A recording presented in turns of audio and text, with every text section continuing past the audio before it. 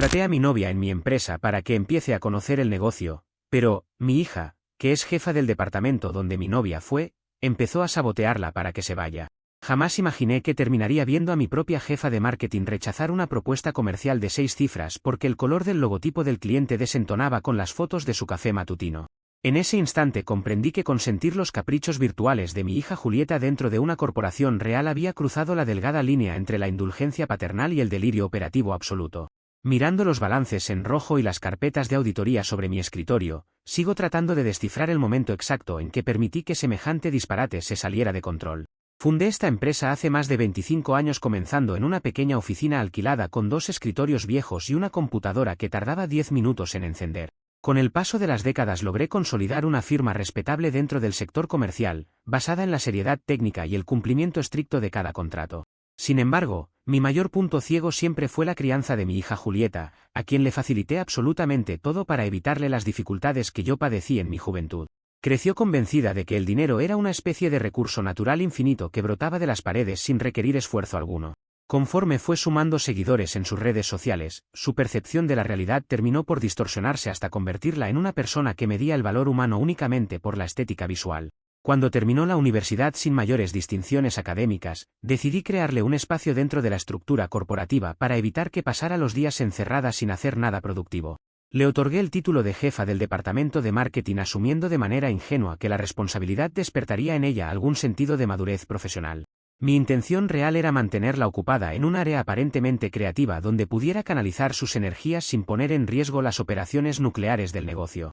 Para ella, sin embargo, el nombramiento significó únicamente la oportunidad perfecta de presumir un estatus de ejecutiva de alto nivel ante su audiencia digital.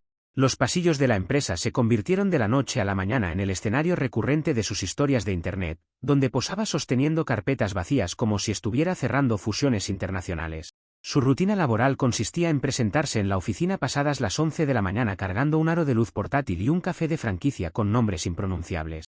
Lo primero que hacía al llegar era ordenar a los diseñadores gráficos que reorganizaran sus escritorios porque la disposición del mobiliario no favorecía la entrada de luz natural para sus tomas diarias. Las reuniones de planificación comercial quedaban suspendidas si coincidían con la hora óptima en que sus publicaciones recibían mayor interacción según sus análisis superficiales. El equipo técnico original comenzó a mostrar signos evidentes de desmotivación al ver que los presupuestos se destinaban a contratar fotógrafos personales en lugar de optimizar las campañas de ventas. Yo observaba estas conductas desde la dirección general con una mezcla de resignación y culpa, convenciéndome a mí mismo de que se trataba de una fase pasajera propia de su juventud. La realidad financiera no tardó en golpear la puerta cuando los balances trimestrales empezaron a mostrar pérdidas sostenidas en la captación de nuevos clientes corporativos. Nuestra imagen en el mercado se había vuelto difusa porque el contenido institucional parecía más el diario íntimo de una celebridad juvenil que el portafolio de una empresa con trayectoria. Los clientes tradicionales llamaban desconcertados preguntando por qué las cotizaciones oficiales venían acompañadas de enlaces a vídeos de coreografías en la sala de juntas. Me di cuenta de que mi complacencia estaba a punto de destruir el patrimonio de toda mi vida y el sustento de decenas de familias que dependían de nosotros. Necesitaba incorporar de inmediato a un profesional de primer nivel que asumiera el control técnico del área antes de que el daño fuera irreversible. Fue en ese contexto de urgencia operativa donde tomé la decisión de contratar a Clara para que asumiera el liderazgo estratégico de la marca. Clara era una especialista brillante con más de una década de éxitos comprobables liderando reestructuraciones corporativas en el sector privado. Fuera del ámbito laboral manteníamos una relación de pareja sólida y discreta desde hacía un tiempo considerable, la cual decidimos mantener en estricta reserva dentro del entorno de la oficina. Ambos teníamos claro que ella debía ganarse el respeto de la organización estrictamente por su capacidad técnica, evitando cualquier sombra de favoritismo que pudiera enturbiar su gestión. Su perfil analítico y su enfoque pragmático eran el contrapeso perfecto que la compañía requería desesperadamente para sanear su presencia comercial. El primer día en que Clara se incorporó formalmente a la oficina se presentó con la sobriedad y el profesionalismo que siempre la han caracterizado. Se vistió con un traje sastre clásico de tono oscuro y dedicó sus primeras horas a revisar los reportes de rendimiento y los contratos vencidos que yacían acumulados en el departamento. Julieta, al verla sentada en la mesa de trabajo revisando números reales, la miró de arriba abajo con una expresión de absoluto desprecio. Para mi hija, la presencia de una mujer con experiencia real y sin interés en el postureo digital representaba una amenaza directa a su reinado de frivolidad. En lugar de aprovechar la oportunidad para aprender de una experta consagrada, Julieta optó por iniciar una campaña de hostilidad pasiva que no tardó en manifestarse en cada rincón de la empresa. Las quejas de Julieta comenzaron a circular por los pasillos durante la hora del almuerzo, dirigidas principalmente a ridiculizar la apariencia de Clara ante los empleados más jóvenes. Afirmaba a viva voz que los blazers formales y los zapatos cerrados de Clara arruinaban por completo la paleta de colores beige y pasteles que ella intentaba imponer en el feed corporativo. Llegó al extremo de redactar un memorando informal sugiriendo un código de vestimenta basado en tendencias de moda europea para que el personal no desentonara en sus transmisiones espontáneas. Clara leyó aquel documento con una calma admirable, lo archivó en la carpeta de asuntos irrelevantes y continuó trabajando en la proyección de ventas del siguiente trimestre. Yo decidí no intervenir de inmediato, confiando en que la indiferencia profesional de Clara terminaría por desgastar los berrinches de mi hija. Asumí erróneamente que aquellos desplantes no pasaban de ser celos profesionales inofensivos causados por la evidente diferencia de capacidad entre ambas. Pensé que con el paso de las semanas Julieta comprendería que los negocios se sostienen con contratos firmados y no con filtros de saturación de imagen. Sin embargo, la falta de una sanción inmediata fue interpretada por mi hija como una validación tácita para escalar sus conductas absurdas. Comenzó a esconder deliberadamente los expedientes físicos que Clara solicitaba para las auditorías internas, alegando que las pastas de cartón se veían feas sobre las mesas de cristal. También convocaba a reuniones paralelas con los proveedores de diseño para desautorizar las directrices técnicas que Clara había establecido con anterioridad. A pesar del sabotaje constante, Clara logró presentar en tiempo récord un plan de reestructuración comercial que prometía recuperar a los clientes más importantes que habíamos perdido. Su propuesta incluía una auditoría profunda de los gastos superfluos del departamento de marketing, lo que dejaba al descubierto miles de dólares malgastados en sesiones de fotos personales y desayunos de lujo. El equipo operativo, al notar que por fin tenían una dirección seria y coherente, comenzó a alinearse de manera natural con el liderazgo de Clara. Esto enfureció todavía más a Julieta, quien veía como su séquito de aduladores habituales prefería ahora resolver dudas operativas con la nueva especialista. El ambiente se volvió denso, pero Clara mantuvo una compostura intachable sin elevar jamás el tono de voz ni caer en provocaciones directas. El punto de quiebre definitivo se produjo a escasos días de la asamblea donde debíamos exponer el plan de rescate ante los principales directivos de la compañía. Julieta entró a mi despacho sin llamar a la puerta, visiblemente alterada y arrojando una copia del informe de Clara sobre mi escritorio principal. Me exigió de forma tajante que vetara a Clara de la reunión directiva, afirmando que su estilo anticuado y su falta de sentido estético le restaban presencia y prestigio a la marca. Sostuvo que una mujer que no entendía la importancia de una paleta cromática en Internet no tenía la altura moral para hablar en nombre de una empresa moderna. Me quedé mirándola en silencio mientras ella gesticulaba con su teléfono en la mano, esperando que yo cediera como lo había hecho durante toda su vida ante cada uno de sus caprichos. En ese instante comprendí que levantar la voz o confrontarla con gritos solo serviría para darle el papel de víctima incomprendida que tanto le gustaba interpretar para su público. Mantuve una postura completamente serena, acomodé los papeles sobre la mesa y le respondí con total frialdad que la presentación técnica se llevaría a cabo exactamente como estaba planificada por Clara. Julieta salió de mi oficina dando un portazo que resonó en todo el piso ejecutivo, convencida de que su berrinche me haría cambiar de opinión antes de la junta. En lugar de desgastarme en discusiones estériles, abrí un archivo digital protegido con contraseña en mi ordenador personal para registrar de manera cronológica cada una de sus faltas. Decidí que no volvería a salvarla de las consecuencias de sus actos y que respaldaría la autoridad de Clara dejando que el propio comportamiento de mi hija dictara su destino. La reunión con los directivos se llevó a cabo con un éxito rotundo gracias a la brillante exposición de Clara, quien demostró con cifras exactas la viabilidad del nuevo plan comercial. Julieta no asistió a la presentación, prefiriendo quedarse en el área común grabando un vídeo sobre la supuesta incomprensión que sufren las mentes creativas en entornos tradicionales. Mientras los socios felicitaban a Clara por su rigurosidad técnica, yo anotaba mentalmente la ausencia injustificada de mi hija en un evento corporativo de máxima relevancia. Tenía la certeza absoluta de que Julieta no se quedaría de brazos cruzados tras haber sido ignorada en su exigencia de veto. Desde ese día asumí el rol de observador silencioso, preparado para recopilar cada prueba necesaria y dejar que su propia soberbia construyera la trampa donde inevitablemente caería. Comentarios de la historia principal. Usuario Anónimo 1 dice: es fascinante ver cómo alguien pretende dirigir una compañía evaluando el talento corporativo según combine el blazer con el café con leche del día. Si las auditorías financieras se aprobaran con paletas de colores pastel y filtros de iluminación, la mitad de las empresas en quiebra estarían cotizando en bolsa. Respuesta de OP: en este departamento se invertían más horas discutiendo si la tipografía de una portada transmitía buenas vibras que revisando el flujo de caja del mes. Llegó al extremo de intentar reprogramar una auditoría contable externa porque la luz de la mañana en la sala principal no favorecía sus historias de Instagram. Usuario Anónimo 2 dice: contratar en secreto a tu pareja para salvar el negocio que tu propia hija consentida está hundiendo es prácticamente redactar una invitación formal a una catástrofe familiar. Metiste dinamita en la oficina y ahora te sorprendes de que haya olor a pólvora en cada pasillo. Respuesta de OP: entiendo perfectamente el riesgo aparente, pero la trayectoria de Clara incluye una década de resultados impecables rescatando firmas en situaciones críticas. No requería de ningún trato preferencial para ganarse el puesto, y los números que presentó en su primera junta demostraron que el negocio necesitaba competencia real y no privilegios heredados. Actualización 1. Han pasado 3 semanas desde la última actualización y la situación en la oficina pasó de ser un capricho estético a un delito con membrete digital. La aparente calma que siguió a la junta de accionistas se rompió de forma abrupta un martes por la mañana cuando el director de recursos humanos solicitó una reunión urgente en mi oficina. Al entrar, me entregó una hoja impresa con una supuesta carta de renuncia voluntaria con efecto inmediato firmada digitalmente a nombre de Clara. El texto del documento era una composición grotesca y delirante donde se afirmaba que Clara abandonaba la corporación para dedicarse de lleno a la creación de contenido exclusivo para adultos. La redacción estaba repleta de términos vulgares, acompañada por tipografías infantiles de colores chillones que contrastaban de manera ridícula con cualquier formato formal de la empresa. Cualquier persona con 2 dedos de frente se habría dado cuenta de que se trataba de una farsa malintencionada diseñada exclusivamente para humillar públicamente a una profesional intachable. Lo más absurdo del intento de sabotaje fue la pésima sincronización temporal calculada por la persona que envió el correo institucional. En el minuto exacto en que el mensaje ingresó a la bandeja de entrada de recursos humanos, Clara se encontraba sentada a mi lado en una sala de juntas externa cerrando un contrato con un cliente corporativo de primer nivel. Varios testigos de alto perfil podían dar fe de que Clara no había tocado su teléfono personal ni su ordenador durante esas 2 horas de negociación continua.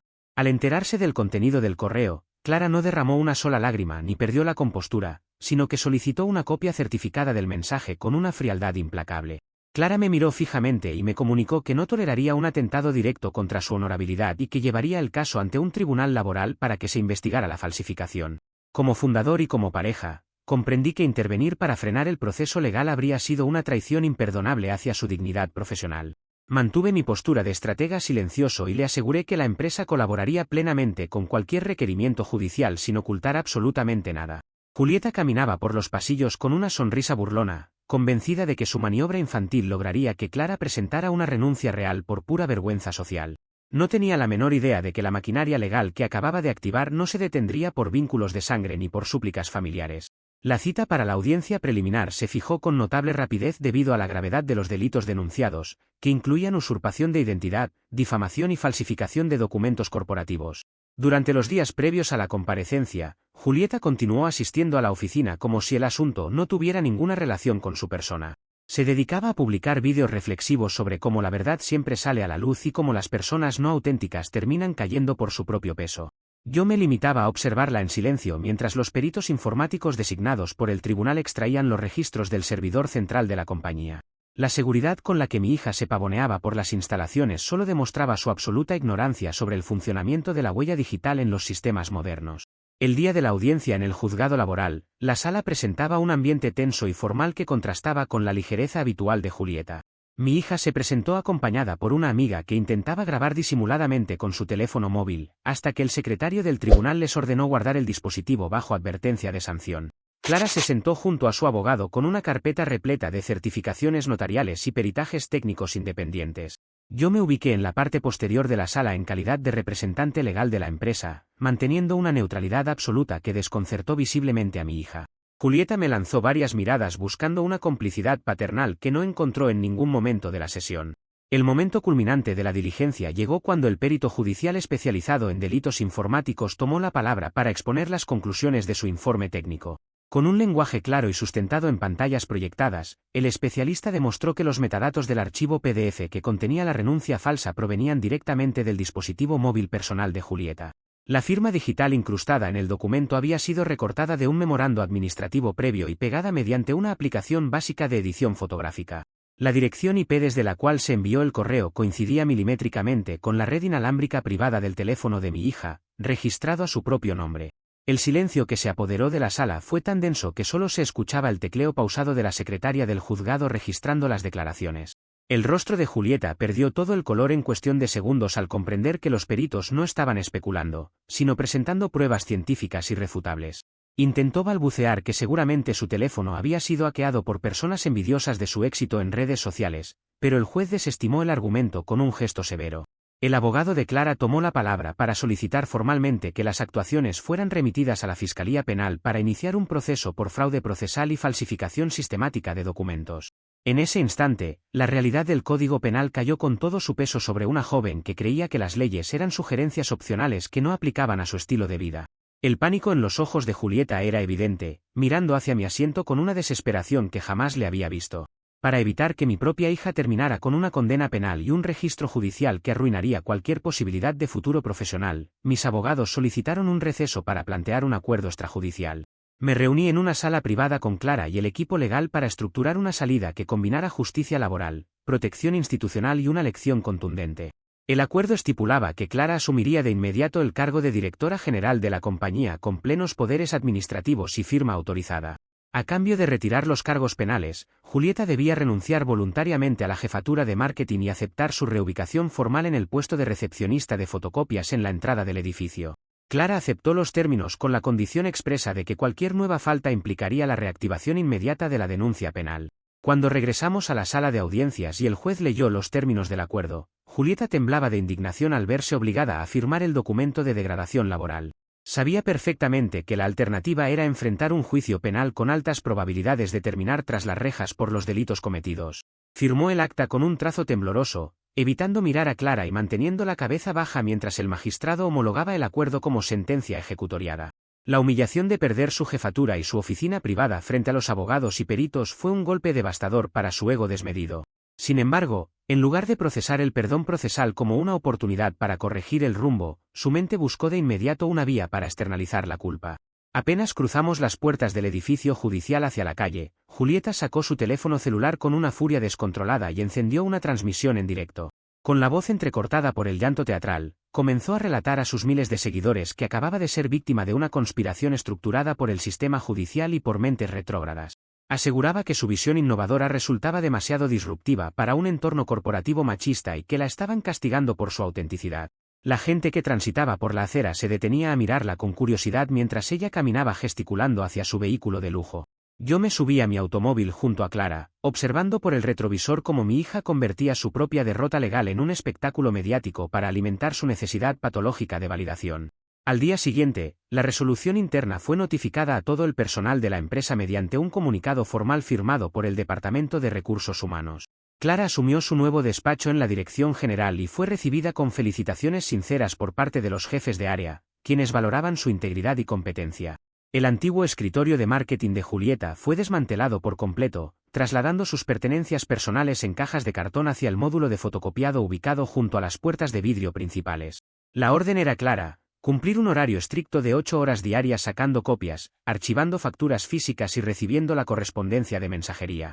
Mi hija aprendería el valor del trabajo desde el peldaño más bajo de la estructura, o terminaría marchándose por su propia voluntad si su orgullo no lo toleraba. Me aseguré de que el personal de supervisión tratara a Julieta exactamente igual que a cualquier otro empleado operativo, sin excepciones de ningún tipo. Sabía que colocarla en la entrada no era una solución definitiva, sino el inicio de una nueva etapa donde su resistencia a la realidad volvería a ponerse a prueba. Clara comenzó a implementar medidas de control financiero que cerraron de inmediato los desvíos presupuestarios que antes financiaban los gustos de mi hija. Por mi parte, continué guardando silencio y registrando cada detalle administrativo en mi expediente privado, consciente de que una persona acostumbrada al privilegio no acepta la disciplina de la noche a la mañana. La partida estaba lejos de terminar, pero las reglas del juego corporativo habían quedado fijadas con una claridad que nadie en la empresa podría ignorar.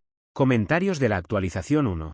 Usuario anónimo 1 dice: hay que tener un nivel de genialidad inversa impresionante para llamarte experta digital y falsificar una renuncia dejando registrados los metadatos de tu propio teléfono móvil. Se nota que su conocimiento tecnológico se limita a aplicar filtros para disimular ojeras y pegar stickers animados en fotos de ensaladas. Respuesta de OP. Para Julieta la tecnología siempre fue un accesorio visual y no una herramienta con registros auditables. Lo más revelador de la investigación fue descubrir que el archivo fraudulento permanecía guardado en su propia cuenta de nube personal con el nombre exacto de borrador de renuncia. Usuario anónimo 2 dice: entiendo que cometió un error grave, pero degradar a tu propia hija a recepcionista de fotocopias en la puerta principal de la empresa parece una humillación innecesaria que solo envenena el clima laboral. Un padre debería buscar una solución privada en lugar de exponerla al escarnio del resto de los empleados. Respuesta de OP: salvarla de una causa penal por falsificación de documentos y fraude procesal ofreciéndole un empleo operativo básico fue un acto de enorme indulgencia institucional. La alternativa legal que propuso la Fiscalía era un registro de antecedentes penales que habría liquidado cualquier futuro profesional que pudiera tener. Actualización 2.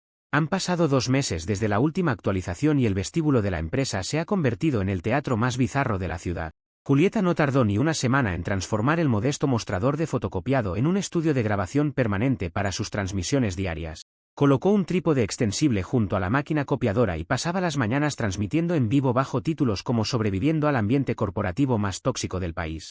Mientras los empleados intentaban ingresar a sus puestos de trabajo, debían esquivar los cables de sus cargadores y soportar que mi hija los enfocara con la cámara para pedirles opiniones sobre su supuesta injusticia. Las resmas de papel y los tóneres servían como soporte para sus cosméticos y botellas de agua mineral importada. En lugar de cumplir con la sencilla tarea de organizar la correspondencia y atender las solicitudes de impresión, Julieta dedicaba su jornada a desplegar un sabotaje infantil contra la dirección general. Cada vez que Clara bajaba a recepción para recoger algún documento legal importante, Julieta derramaba café deliberadamente sobre las carpetas fingiendo torpeza ante sus seguidores virtuales. También implementó la costumbre de solicitar pedidos masivos de comida rápida a nombre de Clara, programando las entregas para que los repartidores interrumpieran juntas estratégicas con clientes de alto patrimonio.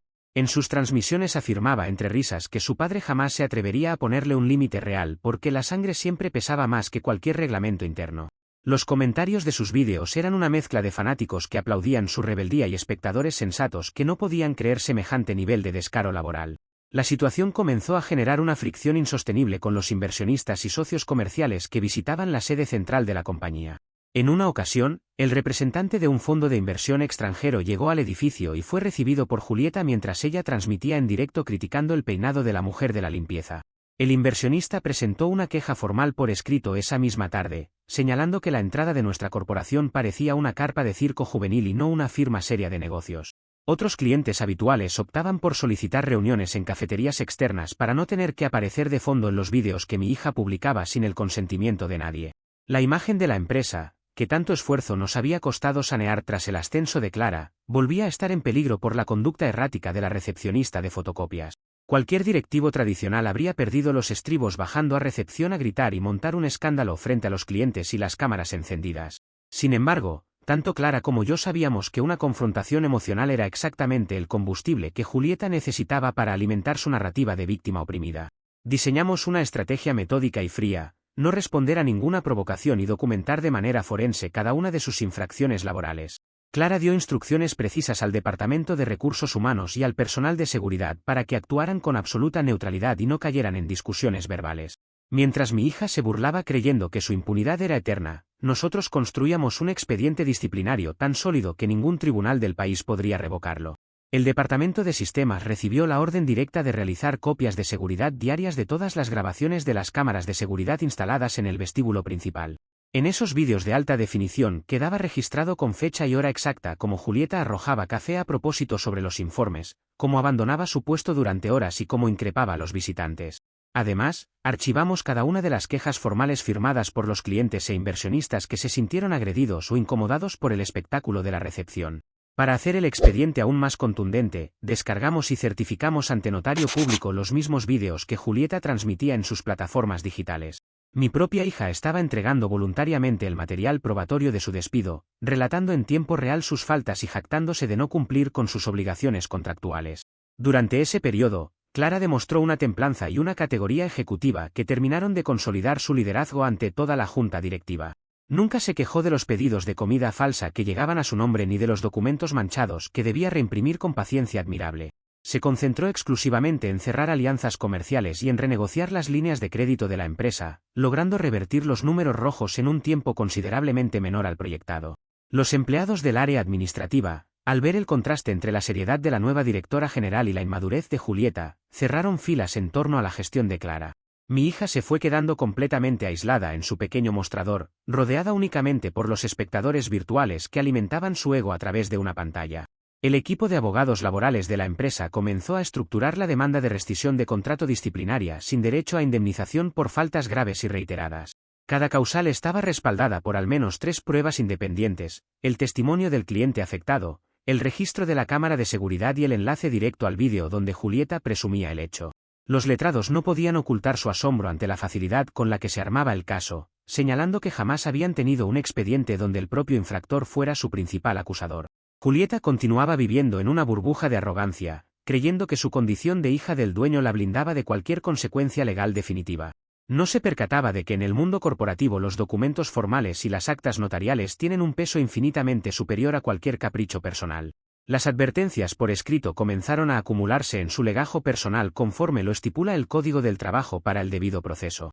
Se le notificaron 3 amonestaciones formales por abandono injustificado de puesto, conducta irrespetuosa hacia clientes y uso indebido de las instalaciones para fines personales de lucro. Julieta firmaba las notificaciones con desdén, arrojando las copias a la papelera mientras transmitía a sus seguidores que su padre estaba jugando a ser estricto pero que no pasaría de ahí. En sus transmisiones repetía una y otra vez que ella era la verdadera heredera del imperio y que muy pronto pondría a todos en su lugar cuando recuperara el mando. Esas declaraciones también fueron incorporadas al expediente como evidencia de insubordinación manifiesta y desconocimiento de la jerarquía corporativa. Paralelamente, la relación profesional y personal entre Clara y yo se fortaleció de una manera que me dio la certeza de haber encontrado a la compañera de vida indicada.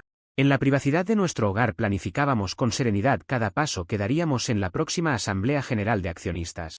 Teníamos claro que el cierre de este ciclo debía ser definitivo y ejecutado con la máxima pulcritud legal para no dejar ningún resquicio a futuras demandas. Clara no buscaba venganza personal contra Julieta, sino la protección integral de una empresa que representaba el esfuerzo de decenas de familias trabajadoras. Su visión estratégica coincidía plenamente con mi determinación de erradicar de raíz la cultura del privilegio injustificado que yo mismo había fomentado por error. Con el expediente disciplinario totalmente concluido y validado por los peritos laborales, decidimos esperar el momento oportuno para ejecutar la acción definitiva. La proximidad de la Asamblea Anual de Accionistas representaba el escenario natural donde se presentarían los resultados financieros y se definiría el nuevo cuadro societario. Sabíamos que Julieta no soportaría ver el éxito indiscutible de Clara en los balances corporativos y que intentaría alguna maniobra desesperada para llamar la atención. Estábamos preparados para cualquier escenario, con el respaldo de la ley, las pruebas notariales en mano y la tranquilidad de haber actuado con paciencia y rectitud. La trampa estaba lista y solo hacía falta que la soberbia de mi hija diera el último paso en falso. Comentarios de la actualización 2. Usuario anónimo 1 dice: es verdaderamente admirable la vocación de servicio de Julieta al redactar, filmar y publicar voluntariamente las pruebas judiciales para su propio despido sin cobrarle honorarios a los abogados. Hay que felicitarla por ahorrarle meses de trabajo de investigación a la empresa facilitando los vídeos con excelente iluminación. Respuesta de OP. El contenido que transmitía a diario fue la evidencia más limpia, económica y contundente que jamás haya ingresado al departamento legal. Mi abogado corporativo mantenía una carpeta digital perfectamente clasificada donde cada falta grave tenía un enlace directo a sus transmisiones en tiempo real. Usuario anónimo 2 dice: me ocurrió algo prácticamente idéntico en el negocio comercial de mi familia con un primo que se creía intocable por llevar el mismo apellido. Empezó derramando líquidos en los escritorios y fingiendo errores hasta que la acumulación de actas notariales lo dejó en la calle sin un solo centavo de indemnización. Respuesta de OP. Es un patrón de conducta muy típico en quienes confunden los lazos sanguíneos con una licencia permanente para la negligencia. Frente a semejante descaro no sirven los gritos ni las discusiones acaloradas, sino la acumulación rigurosa y silenciosa de documentos formales que no admitan discusión alguna. Actualización 3. Han pasado 4 meses desde la última actualización y la paciencia estratégica finalmente dio el fruto exacto que veníamos cultivando. El día de la Asamblea Anual de Accionistas amaneció con un ambiente de gran expectativa en el piso ejecutivo donde se ubica la sala principal de sesiones. Los socios comerciales, inversionistas institucionales y los miembros del directorio se encontraban puntualmente sentados alrededor de la mesa ovalada de caoba. Clara estaba ubicada a mi derecha con una presentación impecable proyectada en las pantallas, lista para exponer los balances que registraban un incremento notable en la rentabilidad de la compañía. Julieta había permanecido inusualmente callada durante la mañana en su puesto de fotocopiado, lo que para mí fue la señal inequívoca de que estaba preparando su última jugada dramática. Apenas Clara comenzó a detallar el saneamiento de las cuentas y la recuperación de la cartera de clientes, las puertas dobles de la sala se abrieron de par en par con un golpe estruendoso.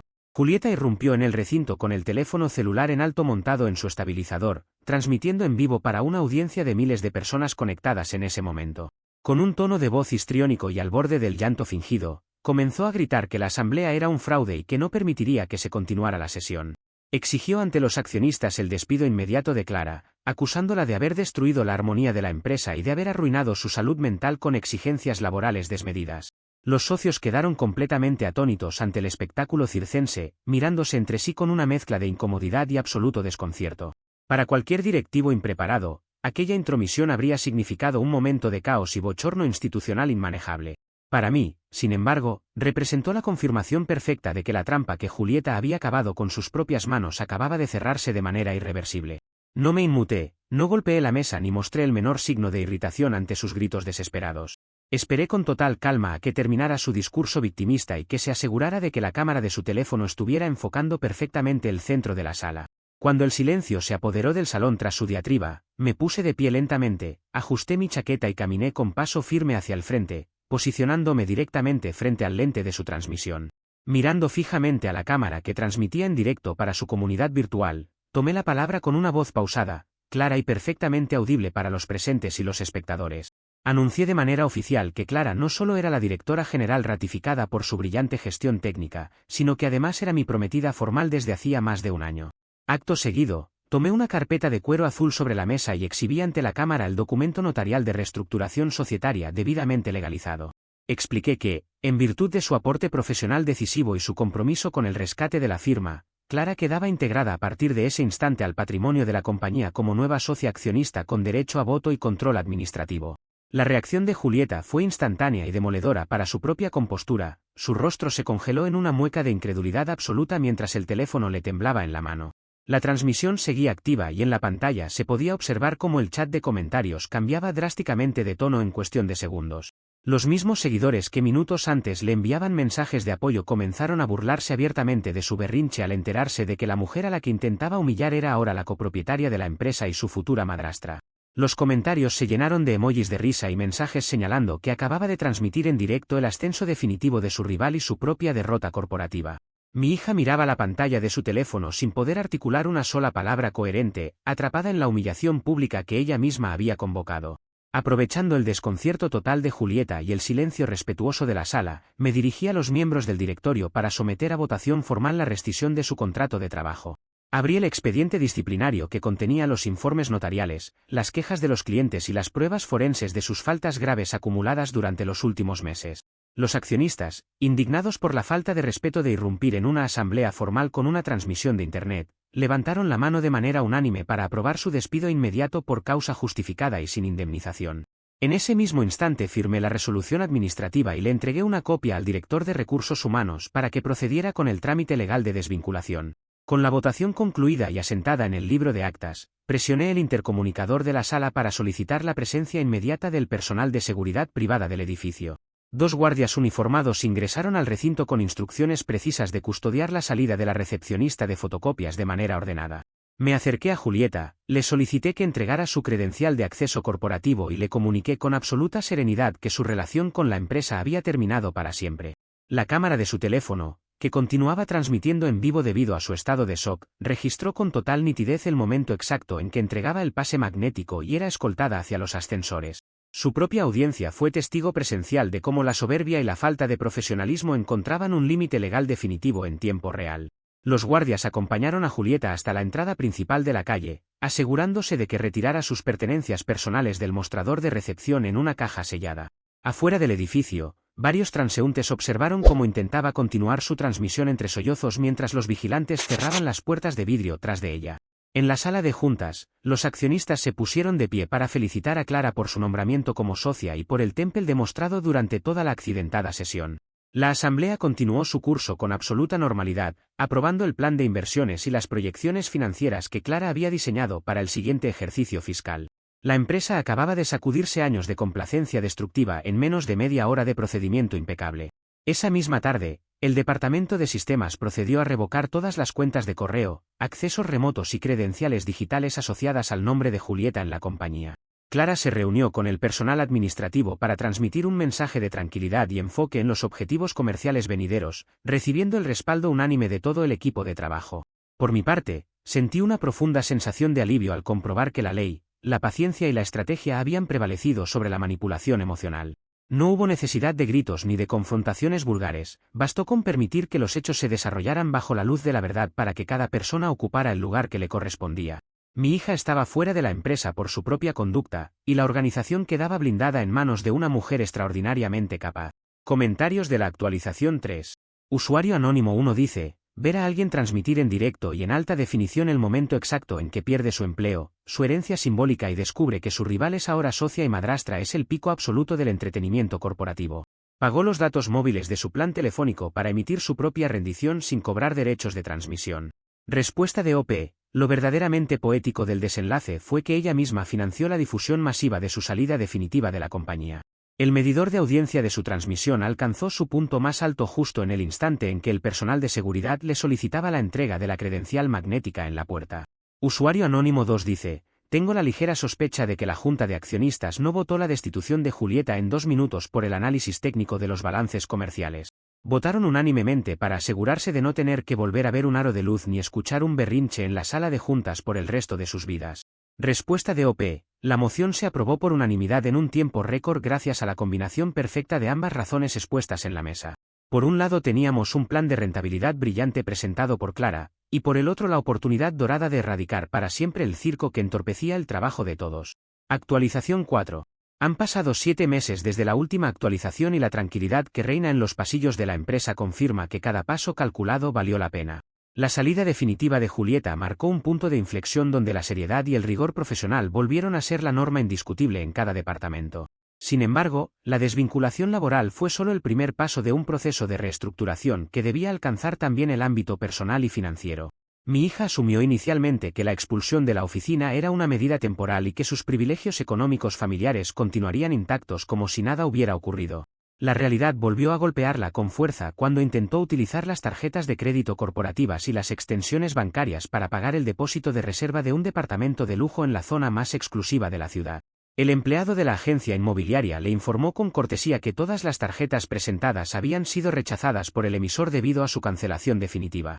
Julieta descubrió en ese instante que no solo había perdido su puesto de trabajo, sino que todos los subsidios mensuales que financiaban su estilo de vida superficial habían sido suspendidos por completo.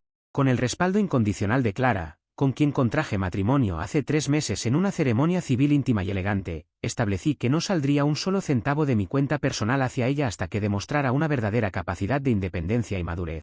Clara y yo acordamos que continuar financiando sus caprichos habría sido perpetuar el daño que la convirtió en una persona incapaz de asumir responsabilidades elementales. Hoy en día, Clara administra con un éxito indiscutible las finanzas y la dirección estratégica de la compañía, habiendo alcanzado los niveles de rentabilidad más altos en la historia de la firma. La eliminación de los gastos superfluos, los contratos inflados de fotografía y las campañas de marketing basadas en vanidades personales permitió sanear el flujo de caja en tiempo récord. El ambiente laboral entre los empleados es de absoluto respeto y colaboración, sabiendo que las oportunidades de ascenso se fundamentan en el mérito técnico y no en favoritismos de cuna. Los clientes corporativos que antes dudaban de nuestra seriedad han firmado acuerdos a largo plazo, consolidando nuestra posición de liderazgo en el mercado nacional. Caminar por la empresa y ver a los equipos trabajando con entusiasmo y claridad de objetivos es la mayor recompensa a décadas de esfuerzo empresarial. Por su parte, la vida de Julieta ha experimentado un cambio radical que la ha obligado a enfrentarse por primera vez a la economía real sin el escudo protector de su padre. Actualmente reside en un monoambiente diminuto en las afueras de la ciudad, un espacio austero que dista enormemente de las residencias de lujo que solía exhibir en sus plataformas digitales. Para cubrir sus gastos básicos de alimentación y servicios debe recurrir a canjes menores con marcas locales de maquillaje y productos de belleza de bajo presupuesto. Sus vídeos diarios continúan publicándose religiosamente, pero su contenido ahora se centra en monólogos interminables donde se declara víctima de una gigantesca conspiración corporativa y familiar que supuestamente truncó su carrera brillante. Lo más irónico de su situación actual es que la comunidad virtual que tanto se esforzó por construir se ha convertido en el recordatorio permanente de su autosabotaje. La sección de comentarios de su canal de blogs cuenta con una dinámica fija donde los usuarios le recuerdan con ironía el día en que transmitió en directo el ascenso societario de su nueva madrastra. Cada vez que intenta publicar un consejo sobre superación personal o éxito profesional, los espectadores le preguntan si la máquina fotocopiadora de su antiguo empleo sigue funcionando correctamente. Ella intenta borrar los mensajes críticos y bloquear a los detractores, pero el volumen de interacciones burlonas supera ampliamente su capacidad para censurar la verdad. Quedó atrapada en el mismo ecosistema digital que utilizó como arma para intentar destruir a los demás. A pesar de todo lo ocurrido y de la distancia que mantenemos, no guardo ningún tipo de rencor hacia mi hija en mi corazón. Mantengo la esperanza de que el choque contra las dificultades de la vida cotidiana le sirva como la verdadera escuela formativa que la indulgencia de mi crianza no supo brindarle en su momento.